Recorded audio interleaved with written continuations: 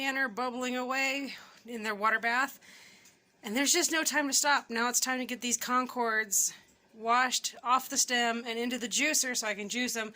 Then get them into the pot and turn as much of it as I can into jelly. And what's left over is just going to have to be juice. Finding pectin this year has absolutely been impossible.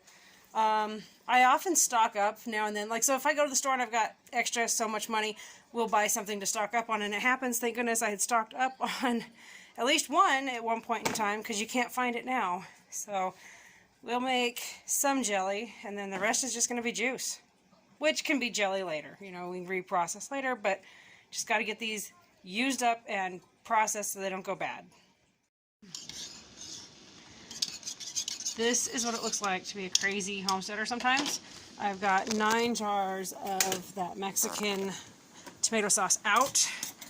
I just finished the last minute hard boil on this grape jelly. I know it's hard to see, there's so much steam.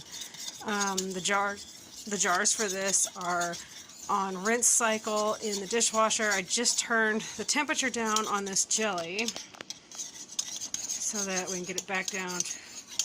I can step away and grab those jars, get them filled. And I have 30 minutes before I have to leave for scouts. I've got the pot over here pre-warmed so that I can get these jelly jars into it and get it cranked up to a boil because they've got a 10-minute time for boiling. So I have done this. My kids have been in scouting for like 6 years or so.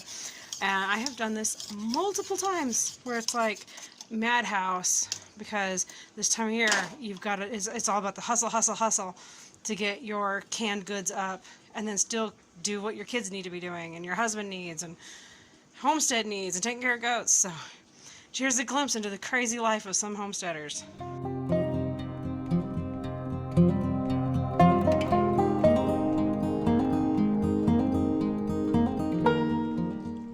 Well, I managed to get that jelly done. It's currently sitting and hardening up for overnight setting.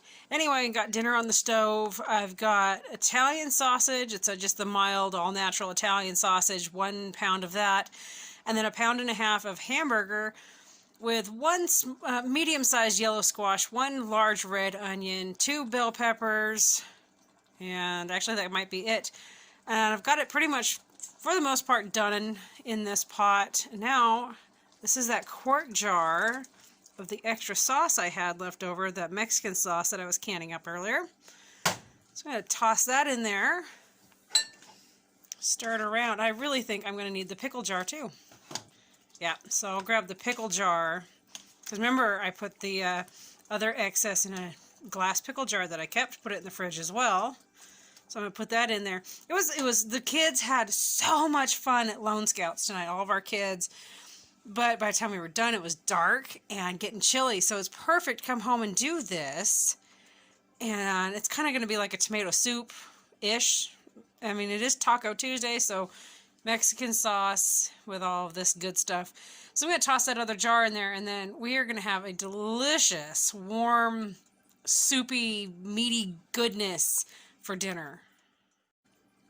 Who else feels crock pot and soups and stuff like that? We're like the moms.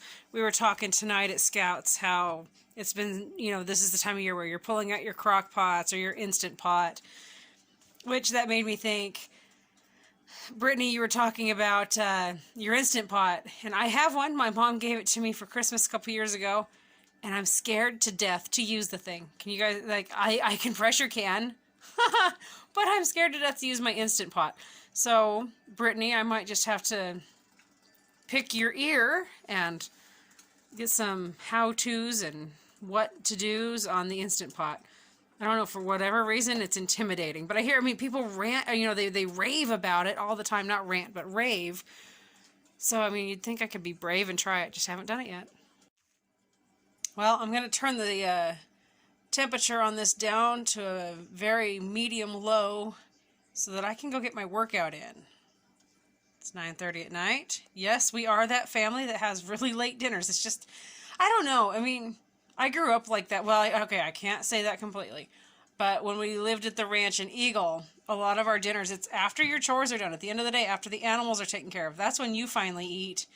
And a lot of nights, like sometimes, you know, most nights we eat at a better time, but nights like tonight, we had scouts, and then we had to come home. And also, I kind of flopped tonight. I didn't get dinner started ahead of time because I totally forgot to even pull anything out of the freezer because I was so engulfed in canning. I totally, like, I kept telling myself, go get it out of the freezer, go get it out of the freezer, and forgot.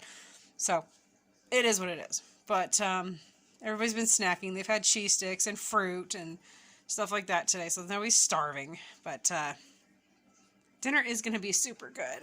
But anyway, I'm going to go get my workout in, and then we'll have dinner.